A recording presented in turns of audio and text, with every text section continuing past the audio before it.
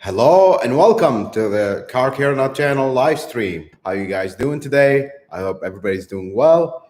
Before we get started, I want to tell you a few things. First thing is, my eyes are sleepy because I just woke up in a frenzy because I took a afternoon nap. I was filming in the morning and I overslept. So there is that. In case you were wondering, I am not sick or falling apart.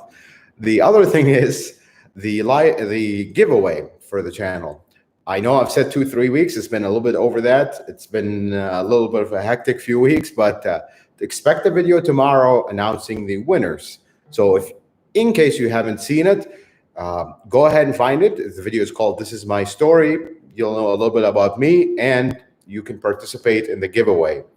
The other thing is, Mrs. Car Care Nut have been working very hard, and she got some merchandise out for you guys. For those that asked, I just want to remind you that it is there. Check it out. If there's something you don't like, let me know in the comments so we can make changes to accommodate whatever you're looking for the channel merchandise. And in advance, I appreciate all of those that will support the channel by buying merchandise.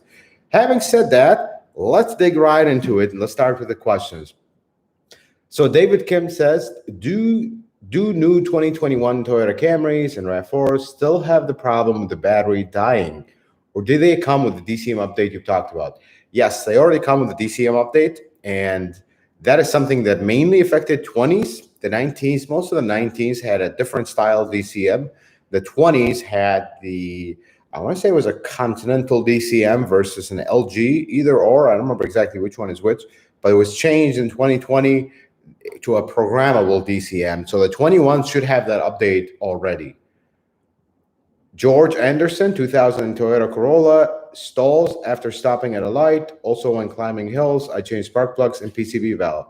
So compression. The one thing that was common with these old Corollas is they burn so much oil that they start losing compression. Check compression. This engine might just not having enough compression to keep it running. That's the first thing. The second thing that was also common, I don't know if you have a check engine light or misfiring, injectors were very common with these to just go bad, and you'll have a misfire, but eventually it'll be so underpowered, it just doesn't have enough power. So those are the two things that were super common on these. Renee Lopez, love the live streams. I hope you guys like the live streams. We're going to keep going with them for as long as my voice allows. My 2017 Highlander was stolen from my driveway. I am so sorry to hear about that. That is not good. How can I avoid this for my next future Highlander? That is interesting that they stole a Highlander because it should have a good immobilizer system. But if you live in an area where there is some high-tech car theft already, potentially consider an aftermarket alarm that just old school way disable the ignition, where there's no way unless you start digging into the car.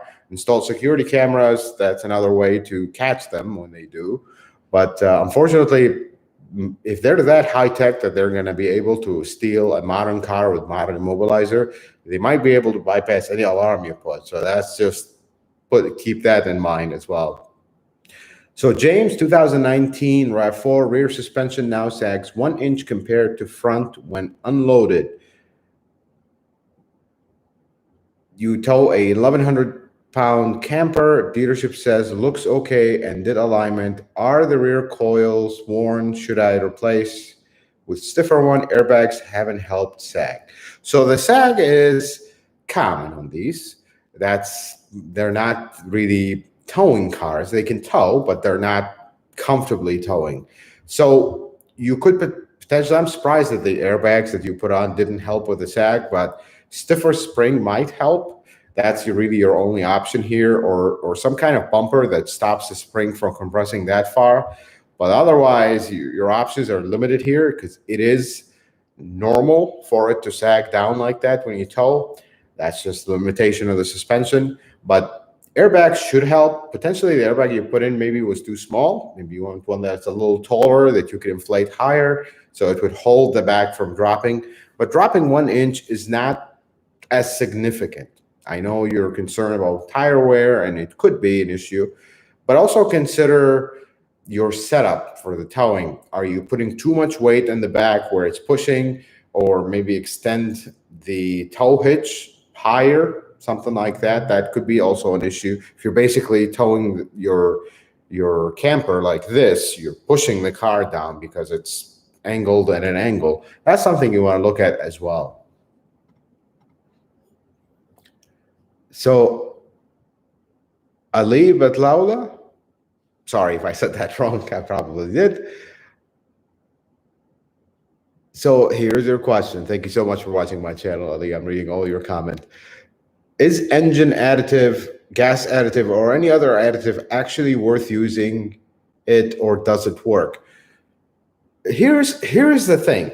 Most of these additives, they will promise you extra protection, and they will do these magical stuff that we never see and we never feel, but we just hope that they do them.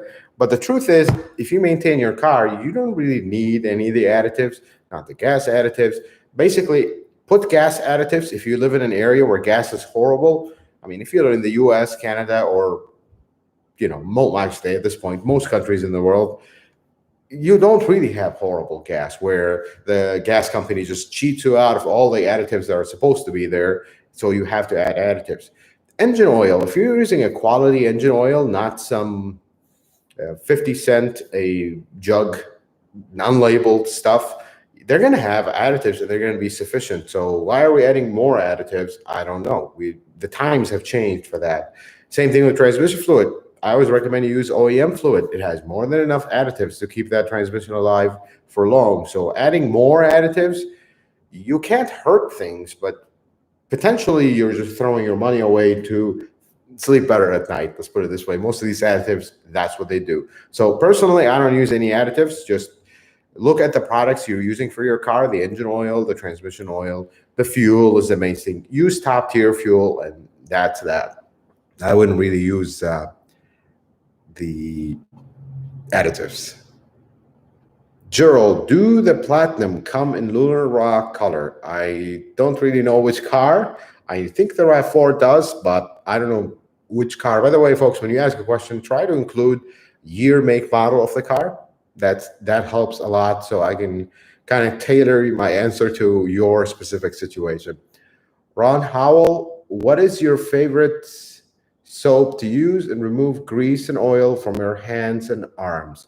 So this is a good one. There is an orange something. I don't remember the name of it. It works okay, but what we use at work is a like it has walnut something in it. It's not really available for retail sales, at least that I have seen. I would love to have it. You want a specific cleaner for like heavy duty cleaner for hands. Don't just use anything else because it'll destroy your hands.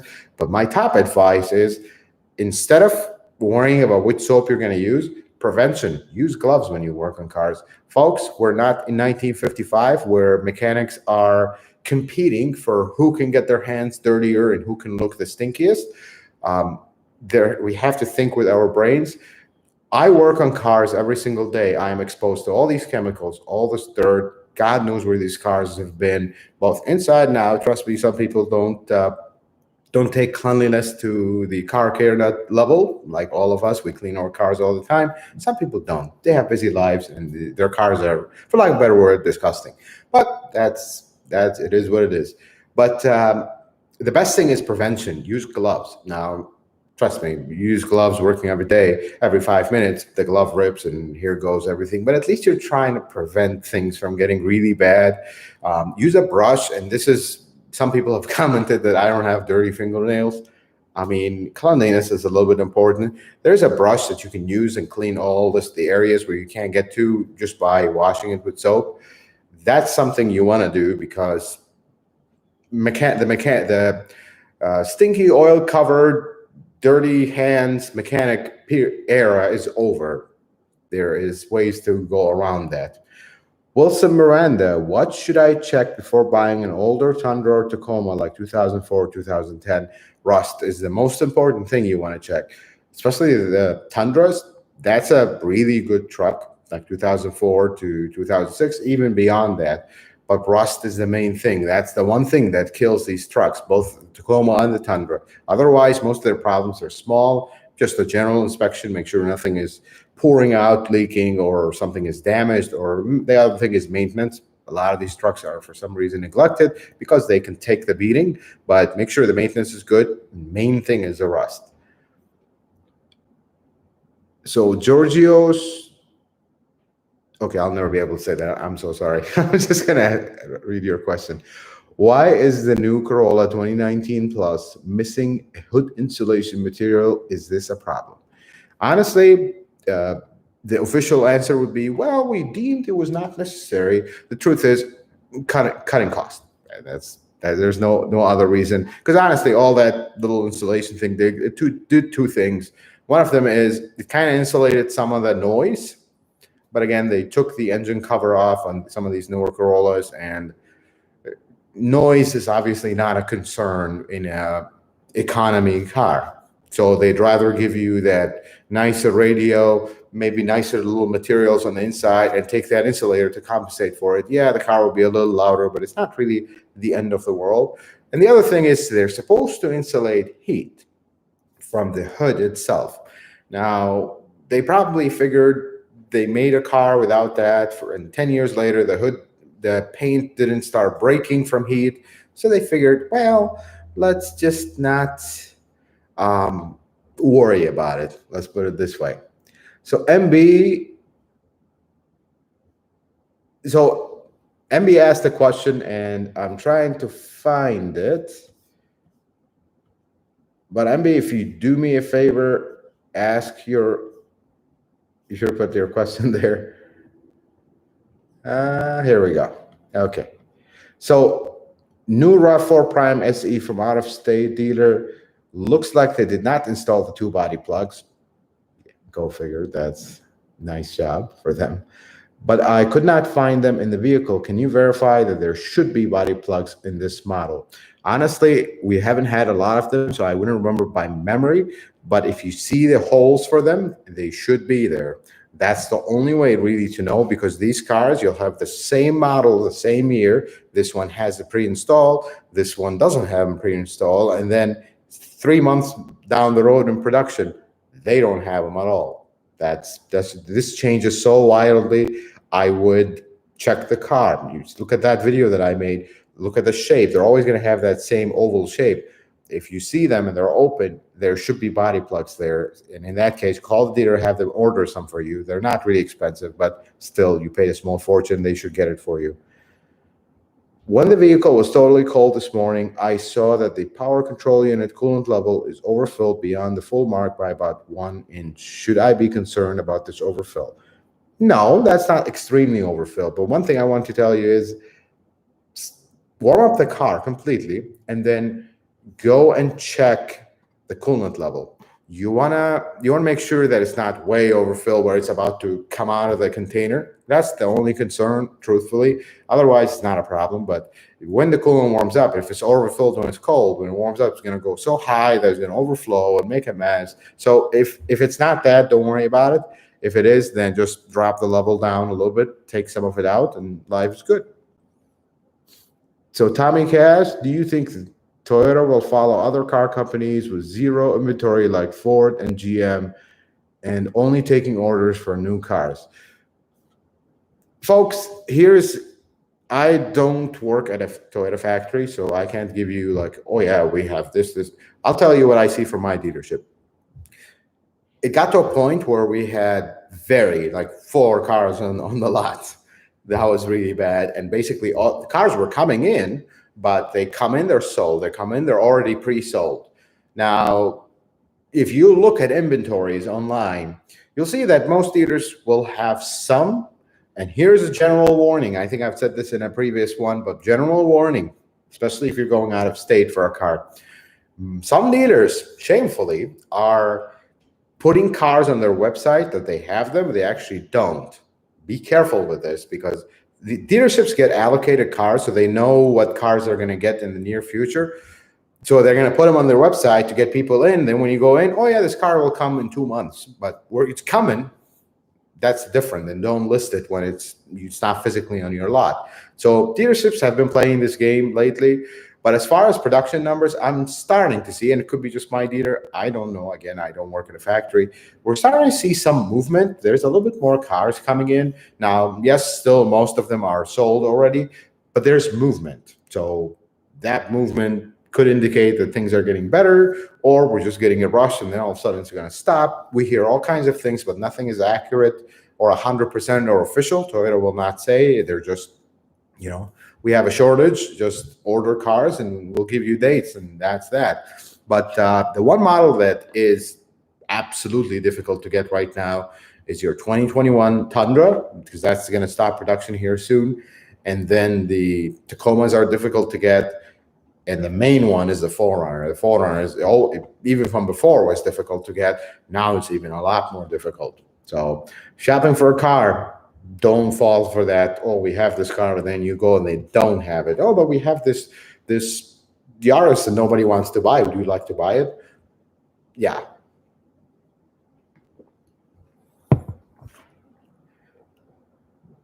So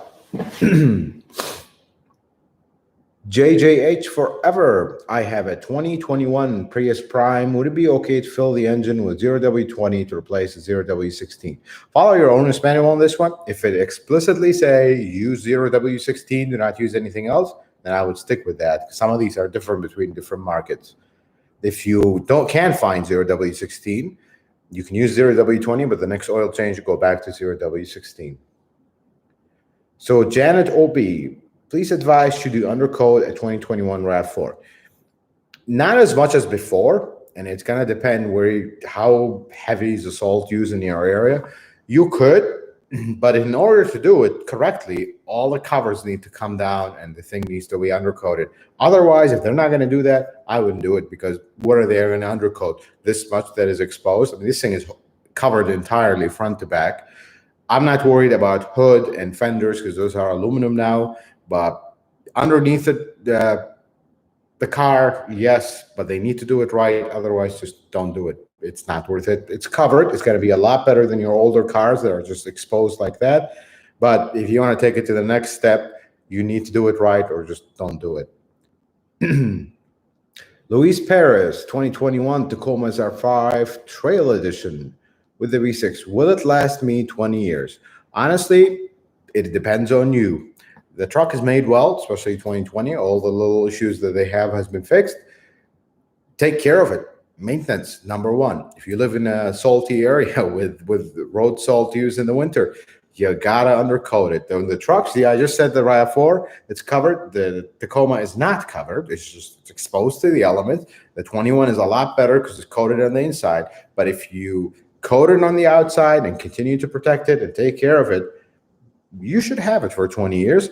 Things will happen. You're going to have to do repairs. Don't expect us to drive 20 years with oil changes, tires, and brakes, but not dire things where you're going to be totaling the car 3 times. So take care of the car, and it'll take care of you. Peppers Goes just bought a 21 Sienna. Well, congratulations. Check the oil up to 200 miles, and they overfilled it. Should I do something? Yes, you should. That's a hybrid. That oil is going to end up inside the intake. Not a good thing, especially for a new car that you just bought. Take it back to the dealership. But before you take it back to the dealership, let's make sure that we're measuring the oil level correctly.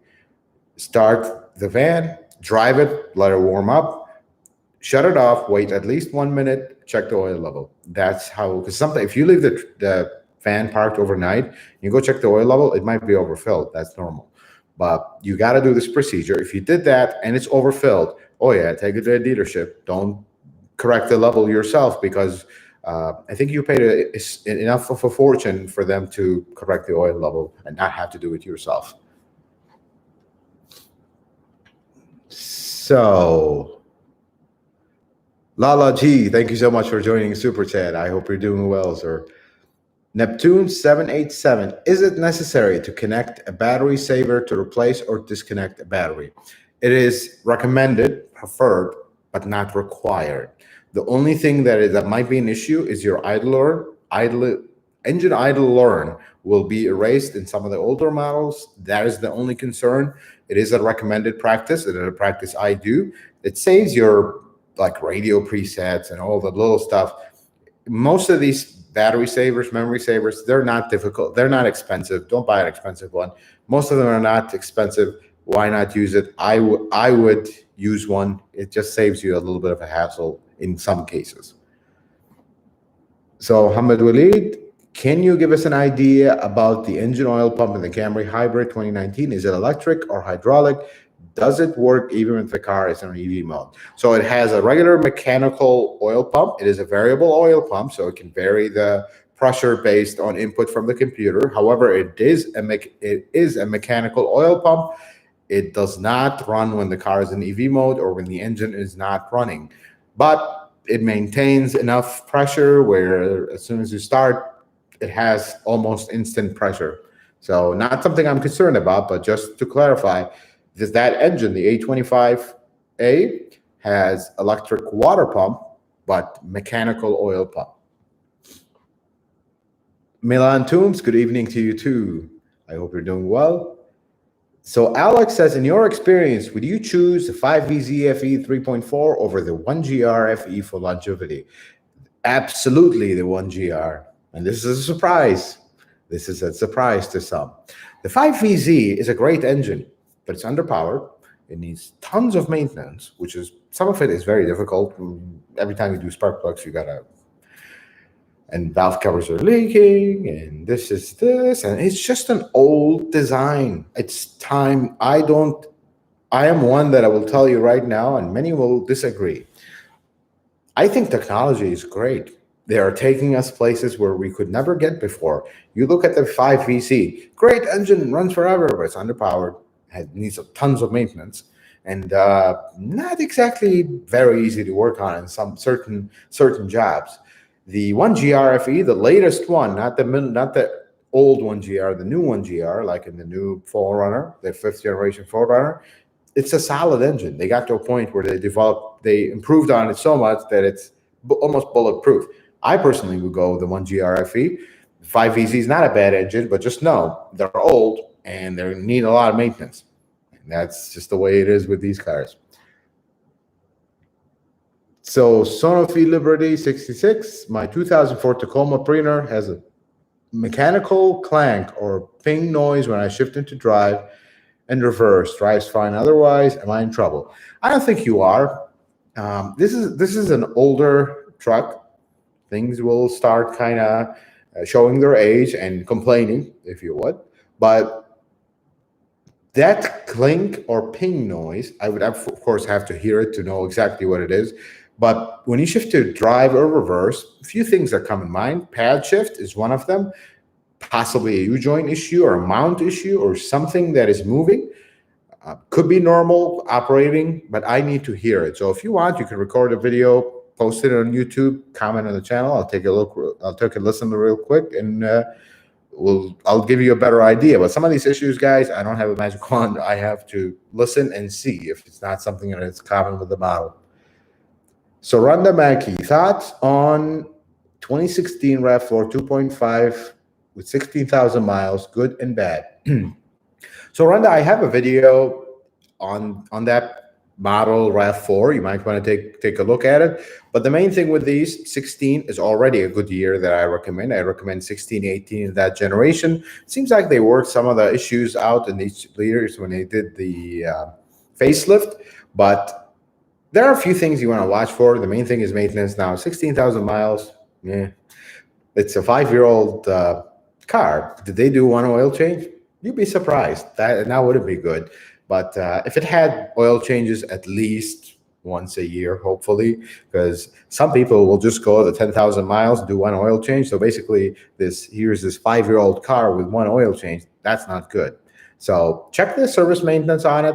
You know, the service history, I mean, and check my video on it, kind of write down the list. On the 16, 18, most of these issues will not exist, but that's a good year to buy, and that's a good car to buy. Just make sure it's not heavily neglected. 60,000 miles of neglect is a lot worse than 100,000 miles of love and care and dedication to taking care of the car. So keep that in mind. Michael, I have a 2010 Toyota Reunion. Is that a Romian? I don't know that model, but let's continue. Roughly 75,000 miles. It is equipped with a 2ZR FAE engine. Is it common that the alternator pulley fails at this miles? Is it a serviceable part? It is usually not the alternator pulley, and I'm just going by the 2ZR. The 2ZR engines have a notorious habit of the clutch inside the one-way clutch inside the alternator to go. Most people will say it's a pulley. It's not really a pulley. You need the alternator, or at least you need it rebuilt or repaired, if that's even still possible these days.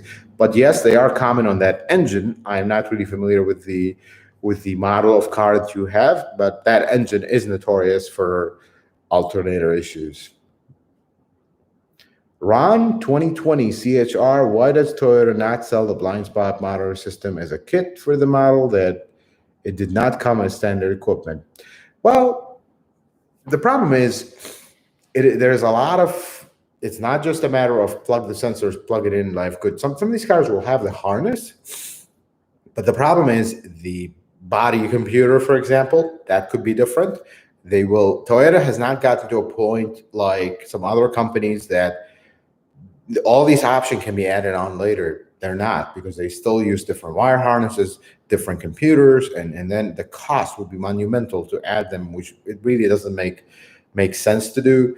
They just don't do that yet, and I wish they would get to a point where they do, because it would make their cars a lot more flexible, where you don't buy these options, then later you realize, wait, this would have been nice. You can add it even at a high cost, but not impossible. It's not impossible, but the cost would be just ridiculous, if you would. And it would be something that is rigged to work, not really plugged in the correct way. And especially with safety systems, they don't want cars to be kind of rigged to have these safety systems. And then there's an accident, and now it's a liability, So Naveen the Machine, do you think that with Toyota probably going turbo in the future products, that it'll be the end of long-term reliability, where Toyota can go 300,000 miles on the original engine and transmission? I don't think so. I think it will actually not affect that, because let's clarify one thing on turbo engines. The turbos will go out at some point, but what is that some point? 200, 300,000 miles? We'll find out. But here's the thing. The engine will not be affected by a turbo. Remember, these turbos in the new engines, they're not put there for performance, like high performance. They're put there so a smaller engine can produce the drivability of a bigger engine to get better gas mileage and better emissions. That's the purpose. It's not like a Supra having a turbo where it's meant to just blast that thing as fast as possible. It's not meant for that. So there's a big difference between performance-oriented turbo in a car and more the combo of emissions and gas mileage and better performance from a smaller engine in a bigger car.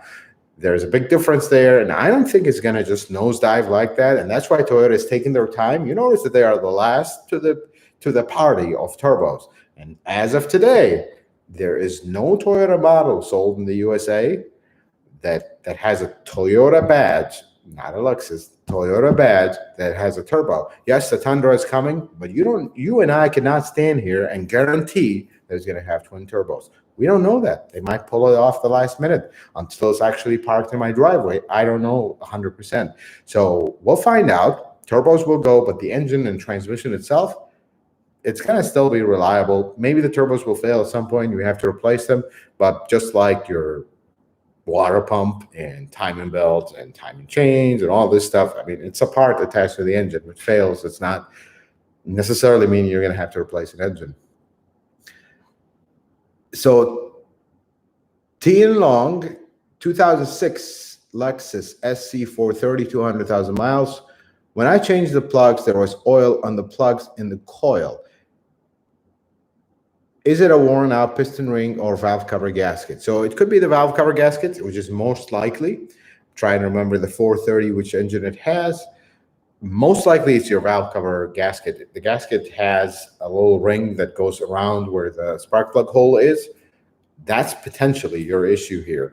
If that is not, if you replace that and not, You might have a tube that is leaking, but if memory serves right, that does not have that design. So disregard the tube thing.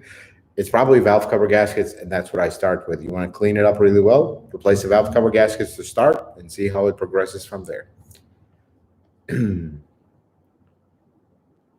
So T-Bird, are the airbags in the 1994 Camry still likely to be fully functional? Very tough one to answer. Hopefully. Honestly, airbags, the first company that put airbags in cars, they actually decided to put an expiration date on them. So are they fully functional with good conscience? I will just, no comment. I have no idea if they would still work. Well, are they going to blow up? Yes, they will. But are they going to be safe? I don't know. There's no recall on it. I would think Toyota would recall stuff that old. You'd be surprised if there was a safety hazard to them. But I hope they work. That's really the best I can do here, because this is a tough one to answer. So Turtle 2802, do RAV4 and Highlander hybrids still have gas tank problem? The RAV4 does not, the Highlander never, officially. But let's address one thing about that, because I've been hearing this a lot from my viewers. There is a difference between the problem that the RAV4 had and the Highlander concern that the owners are saying. You look at your owner's manual and say you have a 15-gallon tank. You're never going to fill 15 gallons, because even when the car dies, there's still a little bit of fuel lingering around. There is a reserve, and Toyota has been known to have a healthy reserve. So when your light comes on, your gauge reads 0, there might still be 3-4 gallons in that tank. That's just how the way they are by design. They don't want you running on fumes on the last thing before you refuel, because some people will do that. You would think that doesn't make sense, but some people will do that. And we could also do that if we have an emergency. Things happen. But the Highlander so far, and don't quote me on this, that's just what I'm seeing, there is no issue, but the tank has a large reserve. Now, Toyota might see that as an issue and decide to revise things and change things. We don't know, but the RAV4 had a different problem where you fill up the tank, and it has, let's say, a 15-gallon tank. You'd expect to fill right around 11, 12, but you were filling with 8 or 9. And now the gauge reads 3/4 fill, or 7/8, as they were calling it. And that was the problem with the RAV4. The Highlander is not doing that. The Highlander is filling up 11, 12, but people are like, wait a second, I ran it all the way to empty when the light came on, and I'm only putting 12 or 11. My tank is 15 gallons. What's going on here? That is normal operation. Now, could Toyota change that? Yes, they can. Enough people share concern about this, and that's why I always tell you, always share concern in Toyota. Enough people do that, they're going to act on it and improve things. So they could change it where the reserve is lower and the gauge is actually showing a more realistic picture. So when you go fill it up, it's more like 14, 13 gallons instead of that 11 and 12. But that's the current issue with the Highlander hybrid. But the RAV4, after the fix, I have not really heard concerns after that. Motor Racer, do you know which version of Mobile One is closest to Toyota 0W20? They make advanced fuel economy version and extended performance. Thank you for your videos. So, Mobile One is a brand in its own. It's Mobile that makes the oil for Toyota. Let's just clarify that, because somebody have yelled at me for that before. So let's clarify that. There is not really an exact where you say this Mobile One is exactly the same oil. They made by the same company, so they'll have the same quality. However, the Toyota oil will be specially formulated for their cars according to what Toyota wants, their additives. The closest thing is probably going to be your advanced fuel economy. The extended performance, I don't know. Advanced fuel economy is good. However, I have said this and my voice is starting to get raspy, so I'll drink some water. But before that, so I can make it actually dramatic and real, please don't buy expensive oils and go 25,000 miles on your oil change. Please don't do that. The oil does not make the oil change interval longer. The engine does. How good is the oil separator? How good is the PCV system in that engine? And if you've been watching my channel, we know that Toyota is always behind on technology because they would like to make things reliable. Their PCV systems are ancient. They can't handle that long of an oil interval. Don't go past the manufacturer recommended service interval. If anything, most of these intervals, if you read between the lines, they're actually halved. So be careful. Be very careful with these long extended, oh, we're going to warranty your engine for 1,000,000 miles if you do use our oil and go 15 trillion million miles every oil change and save money. Yeah, great. Well, initially it'll be fine.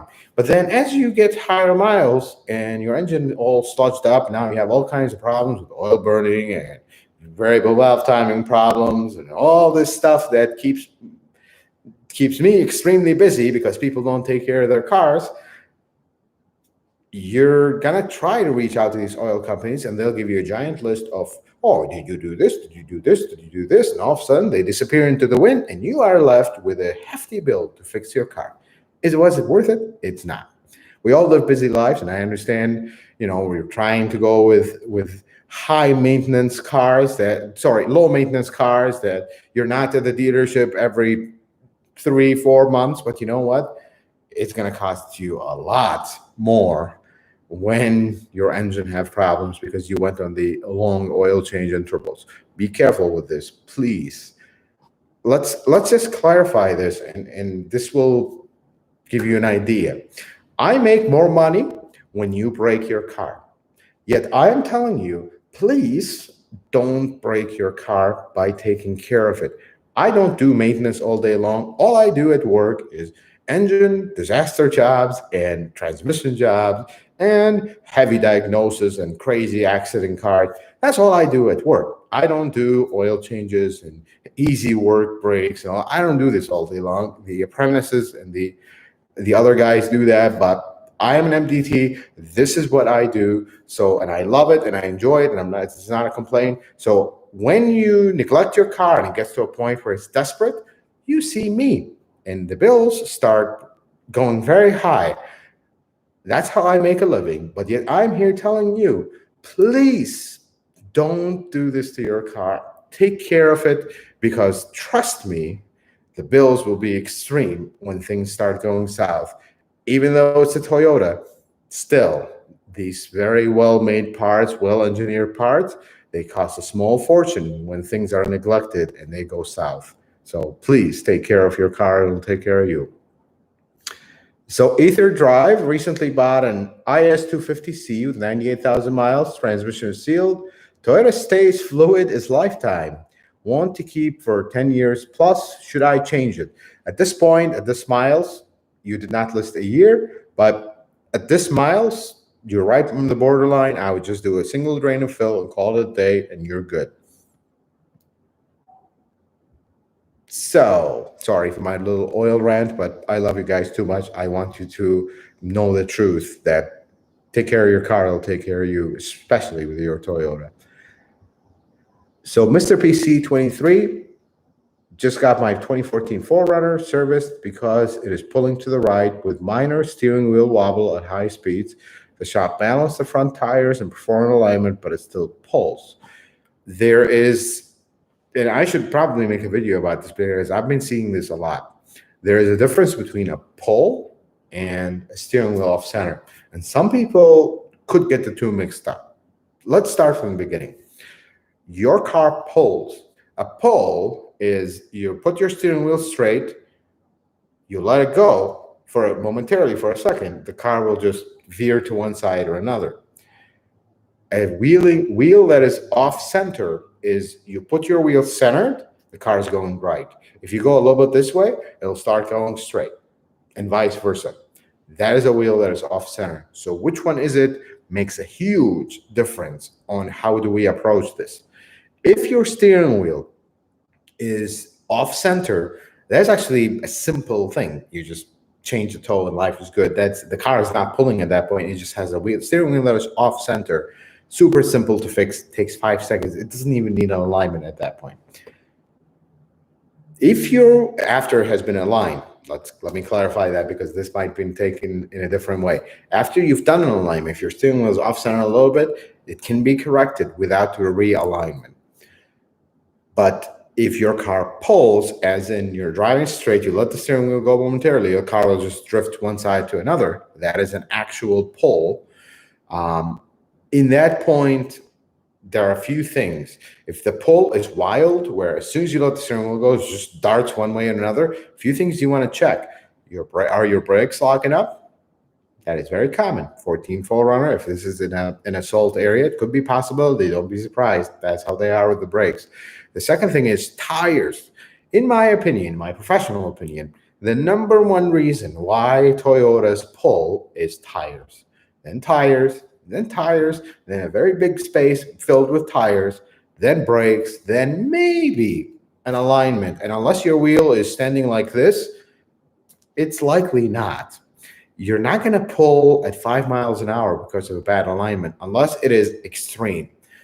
So keep that in mind. Rotate the tires, start rotating, cross-rotate the front tires, see if the pull changes to the other side, because it could actually be that's all it is. It's just tires.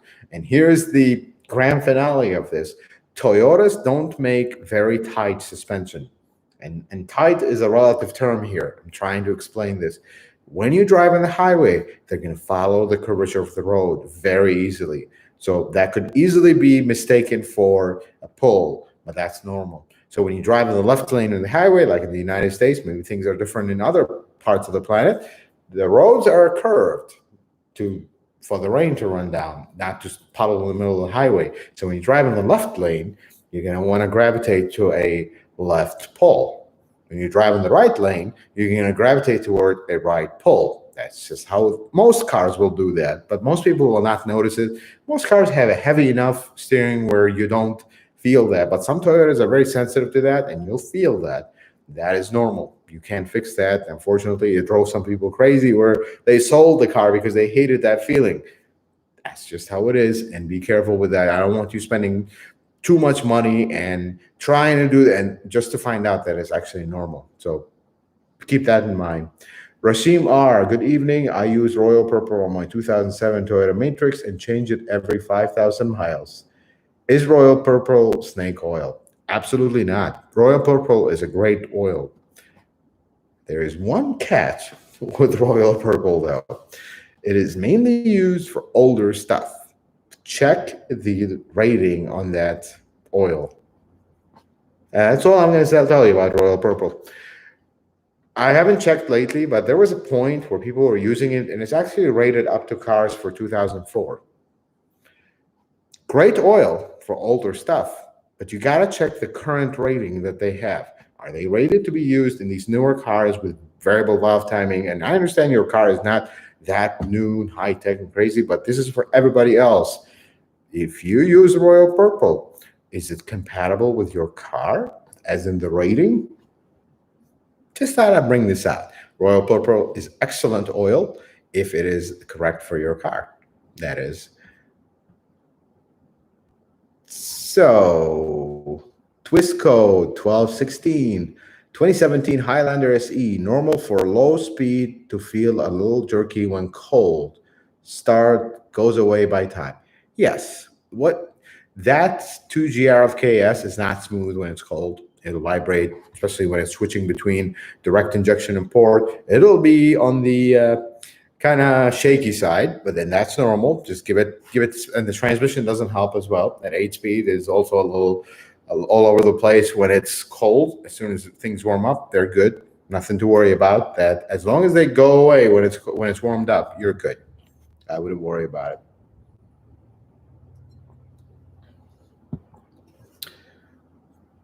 So Joey C, all-wheel drive system in 2021 Camry, a lot of free torque, prop, and maintenance schedule. Yes, all the all-wheel drive models will have that. I am yet to see one that is loose, but they want us to do this. We'll do it. Takes 5 seconds. Why not? Michael Johnson, is there a noticeable difference in Camry versus Avalon versus ES350 in terms of a smooth ride, NVH? Trying to remember this abbreviation. I don't know what NVH means, but smooth ride. Let's go with that. So let's start with the Toyota side. A Camry is, and the Avalon is a stretch Camry. It's exactly the same, just longer wheelbase, structurally and the way they ride. Now, the Avalon will have a slightly better, you know, materials. It's designed to be the flagship, although nobody bought it and everybody loved it, but never bought it. So now they're going to stop making them. But beside the point, that's beside the point. The Avalon is kind of geared more toward being a luxury car, and the Camry is more a mainstream car where it's more functional. Doesn't mean that the Avalon is not, but material wise, like beyond the pretty stuff that you see underneath them, they're exactly the same. Just the Avalon has a longer wheelbase. The ES350, at some point in the ES350's life, it used to be a Camry. But at some point, it switched to an Avalon right around the beginning of 2010s. So now the ES350 is the Avalon. So when Toyota kills the Avalon, they actually didn't kill the Avalon, because the ES350 is essentially an Avalon in an even nicer suit. I am actually working on a video. Is Lexus a, and I'll share a little bit with you here. Is Lexus a dressed up Toyota? It is. But you know what? In a good way.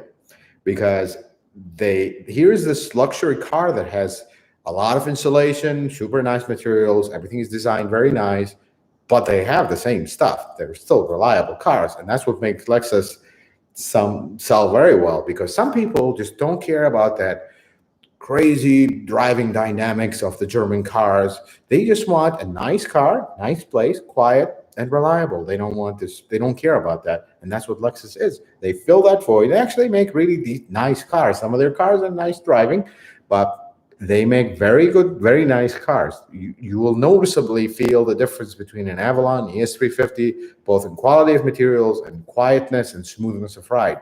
And that's intentional. They're not going to make their cheaper car better than their more expensive car. That's just doesn't make sense. And it's, you know, people will see that as stealing or just cheating, if you would.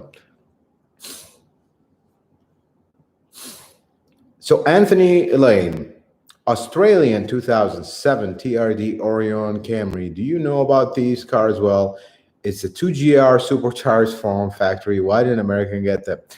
We don't get nice cars around here, man. We just don't. And that's the horrible thing. So for my US viewers, I'm very familiar with the Orion. I remember Sportivo or something like that. It had a name. So the cool Toyota owners in Down Under in Australia, they have a version of the Toyota Camry. They're called Orion and Camry. I don't know exactly. I think they're called Orion. It's basically a Camry. The 2GRFE has a supercharger from the factory. That's the sport model, not the sport model here with more scaffolding in the bottom and a very ugly wing. That's what we get in the US. In Australia, they get an actual supercharger. It's pretty cool. It's very reliable, and that supercharger was actually somewhat available here as an add-on accessory, not through the dealership, but outside. It's basically the same supercharger. Very neat setup, and that 2GR actually fits that supercharger perfectly, because it basically takes the intake plum and it sits in its stead and fits beautifully and looks OEM and looks beautiful and performs very well, because the 2GRFE is a powerhouse. It can produce a lot of power if you know, you add something to it. But I haven't worked on them a lot. I've maybe seen one, not, of course, not the Orion, but a 2GR supercharged. I don't see them not being reliable. They will potentially be reliable because they're also not pushed to their limit. But yeah, that model I wish we have here. We recently had a conversation. No, I'm not supposed to say this, but let's say it. We recently had a conversation about how can we make things better at Toyota Land? And the first thing is, can you stop making cars with scaffolding and less comfortable, horrible riding and still the same speed and call them a sport model? Can we stop doing that? Because it's not doing much good for the image. You already make fast cars somewhere else in the world. Why don't we just bring those here? Life would be beautiful if we do that. So Nose Goth, quick question. My wife's Scion XD 2010, AC gives half and half cold air. It's cold for 5 minutes and then heats up and goes back.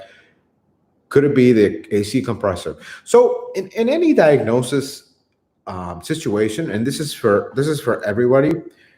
You don't start with the big stuff. Start with the small stuff. For example, the first thing you want to do in any AC diagnosis is recharge the system basically, and then watch the pressure. See what it's doing.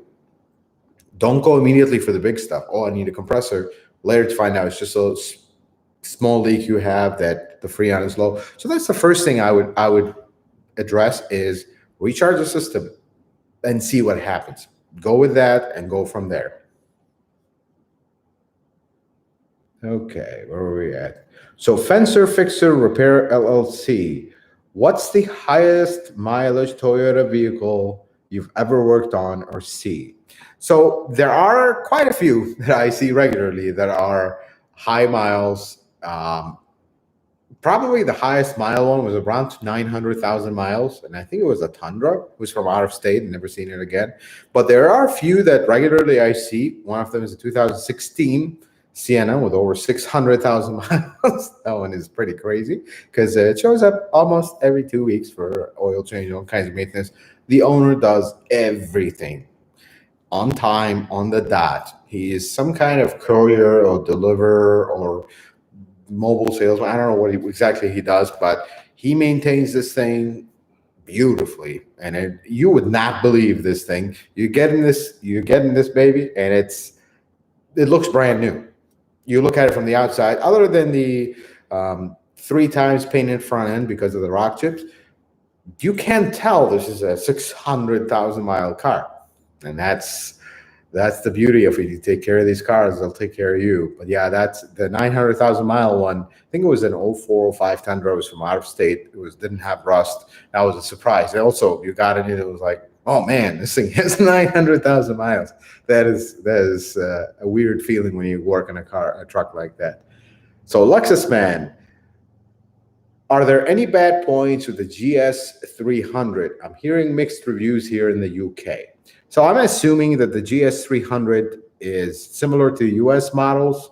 Now we have GS350. That might be a little bit different. I don't know if you're talking about the older ones with the GS300.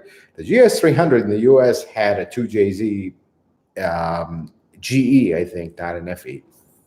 That's a pretty good car. However, those were great cars back in the day, but today, if you have any rust in your area, they are an absolute nightmare because the suspension falls apart and now you're trying to cut into everything and everything is rotten. Of course, they're older. We're talking about 90s. So when the live stream ends, just tell me what years we're looking at. I might not get to a point where I see your comment about the year, but tell me what year range you're looking at in a comment, and I'll give you a better idea. Real World Garage, how you doing, sir? I hope you're doing well. Was just talking with my dad about all-wheel drives and tire size causing damage to the drivetrain. So we looked at the Highlander front-wheel drive, and it gives a caution for running the donut and causing issues. Yes, that's something that every day, almost every day, I see somebody on the highway doing 60, 70 miles an hour with a donut in an all-wheel drive car.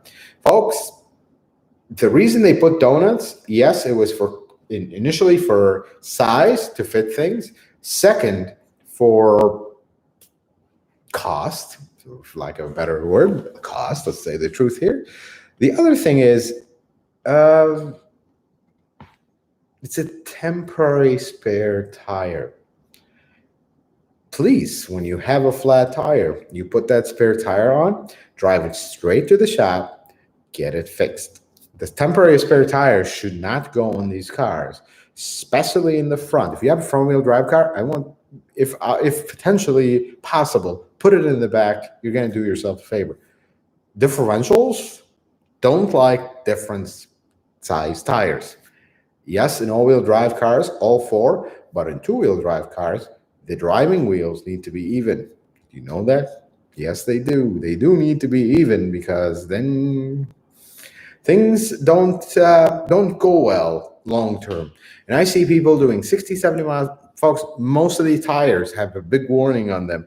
Do not drive faster than A, B, C, whatever the speed is that is rated. And yet I still see people flying on the highway with a donut tire. I mean, I don't know how you can even do that, how you have the nerve to. I don't know if you've driven with a donut tire. They're scary. You feel it immediately in the steering and everywhere. So just thought I'd let you know, guys, that do not drive on your donut in real world garage. This is a beautiful point that you bring up. Do not drive on your donut at high speed, and drive on it the least amount possible and put it on the non-driving wheels if possible. So I think this is a follow-up. So Mr. PC, you're asking about that Forerunner, what I should have checked next. I would swap the tires and start with that, because that's going to be your first thing. After that, if the pole flips, just go with tires. You're going to need, there's going to be, it's a condition called tire kineticity with tires. That's actually what's going to cause the pull. It should be commonly known, especially at a Toyota dealership, for that, or a tire place if it was a tire place. My Harley, will lifting a 2021 Tundra void warranty? Yes and no. Sorry, I had to say that this time. So it will void your warranty as far as the lift is concerned. So you put your lift and now your car pulls or wanders or have noise over bumps. Well, none of that's covered by warranty anymore because you lifted the truck. Your safety systems will not work anymore right. They might work okay, but you can't count on them anymore. That now is out of warranty. Let's say a wire was stretched or pulled. Differential, front differential has a problem. Rear differential has a problem with vibration, with noise, whatever the case may be. You voided your warranty by lifting the truck. But if your radio goes out or your engine starts leaking oil, that has nothing to do with the lift. Do you see how it's a yes and no? Yes for the things that are affected by the lift. No for everything else. That is not. It's not automatic when you come in the dealership. Oh, you got a lift. No radio replacement for you because it's broken. That's not how this works. It needs to be, the modification need to affect the component that failed for it to void the warranty. That's how this works. So George Lopez, can I drain and fill 2005 Camry 5-speed automatic with 180,000 miles type 4 fluid that has unknown prior fluid change? I would leave it alone, honestly, because it could be fine, it could be not. So I'd rather take my odds with leaving it alone in that dirty fluid and then take my chances on it potentially start slipping. You have all kinds of problems. And one of these days, I'll make a video of why that happens. It's a very long explanation. I don't want to take up all your time. So Yusuf Falat, C1246 2012 Prius V, already replaced the master cylinder, but still the same thing.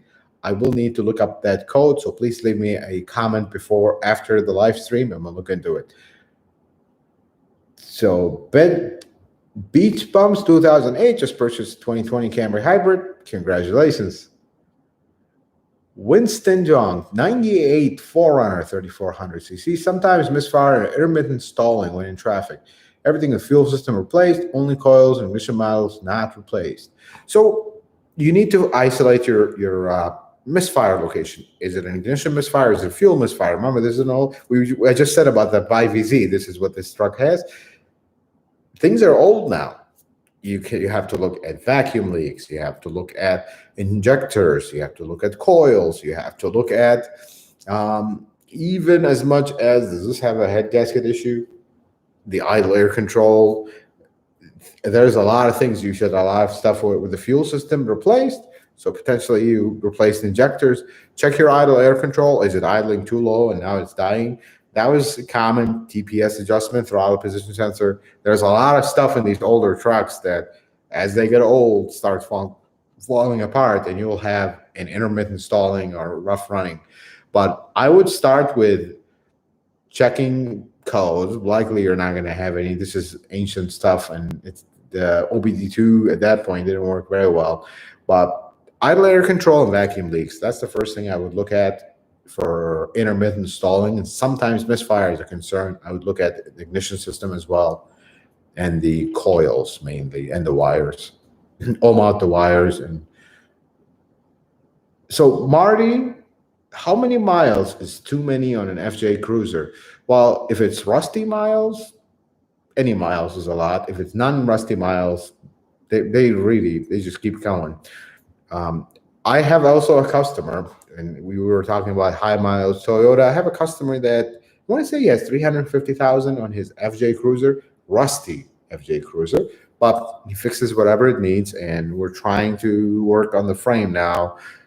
There is a section that is getting a little too rusty for his liking, so he's trying to get it cut and rewelded. That's a different story, but really anything up to 100,000 miles on these is nothing. You'll easily see them go into the 200,000 mile range with minimal maintenance. As they get into the 250, 260, you're going to start seeing your first dip in reliability where you're going to need to do some replacement of parts. After that, though, you can easily get it into the 300, 400,000 mile range with good maintenance and repairs. One thing I will say, and this, I might have said this before here or in another live stream, don't expect a car, a Toyota or whatever car, to go 400,000 miles and you just put tires, brakes, battery, oil change. There's no such thing. People that go 400,000 or 500,000 miles, they will tell you, "Oh, I got 400,000 or 500,000 miles with very, very little maintenance. I almost did nothing." They always hide stuff. Either at that point at 400,000 or 500,000 miles, the thing is just absolute junk because nothing was fixed. It's leaking oil everywhere and everything's falling apart. Or they spend a small fortune on it to maintain it, to keep it running in tip-top shape in a safe fashion, and don't tell you. I see that the cars that have high miles, people take care of them. People are not afraid to spend a lot of money on them, and that's how it is. At some point, it becomes counterproductive. But sometimes it's also a personal pride to go that high miles. But in most cases, 200 to 250,000 miles, maybe 300,000 miles is a realistic goal.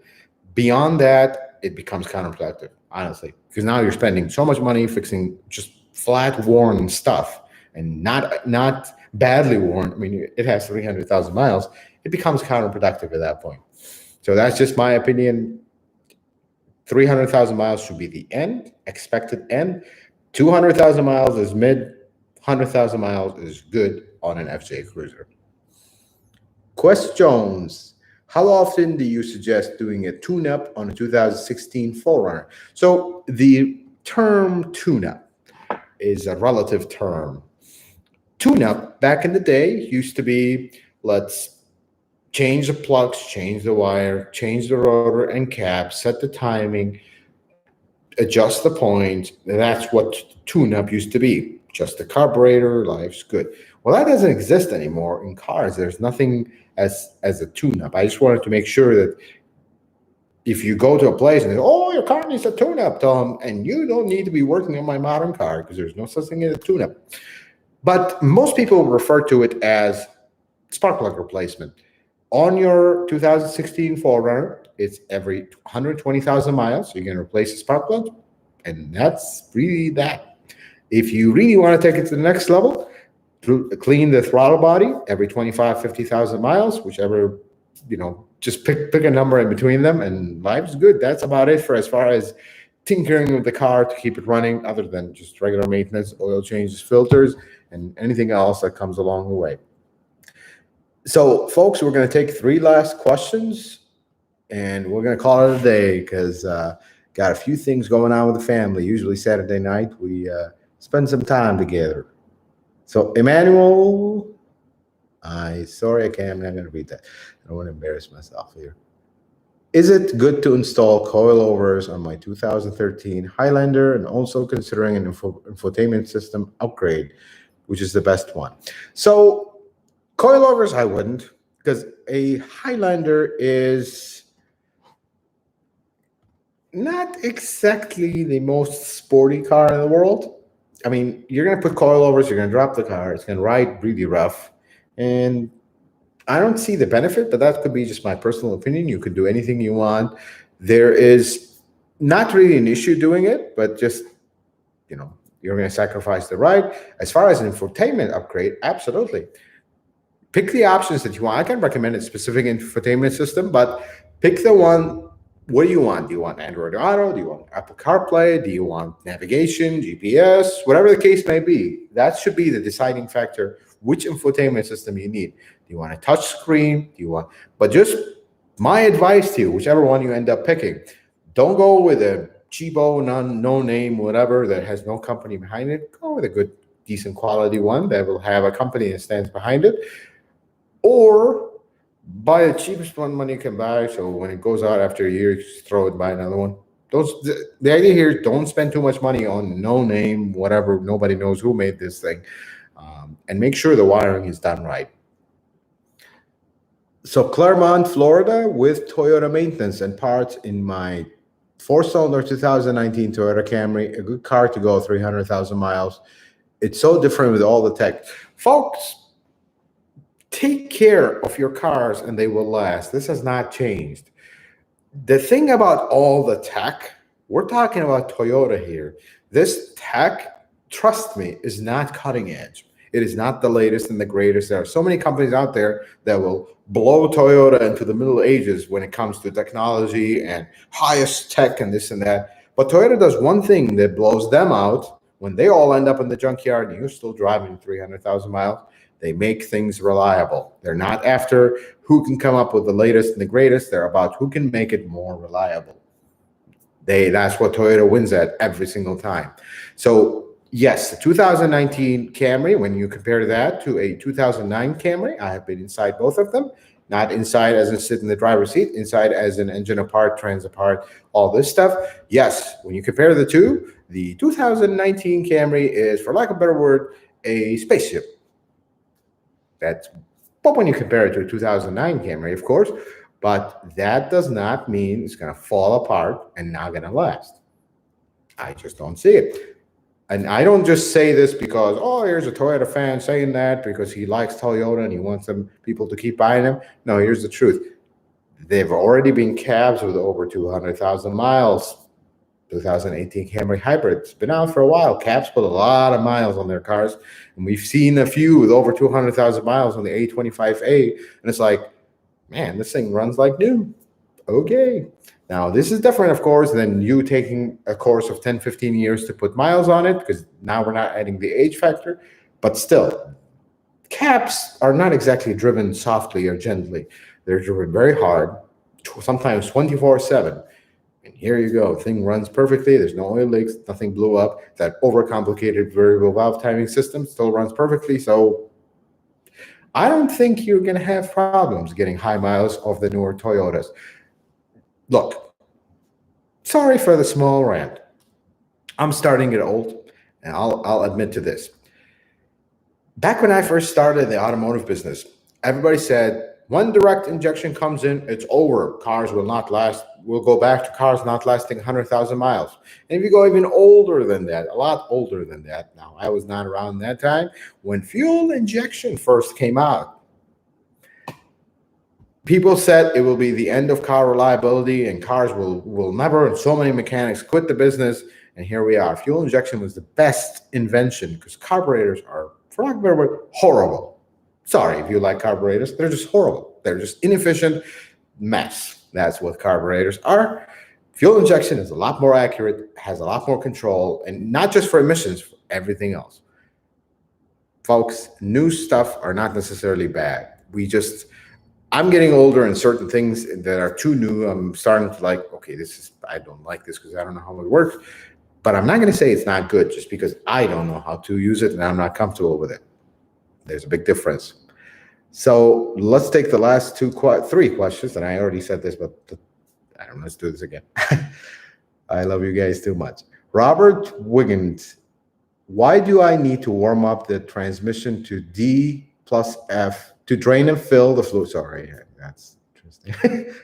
Why do I need to warm up the transmission to drain and fill rather than just add cold fluid that comes out?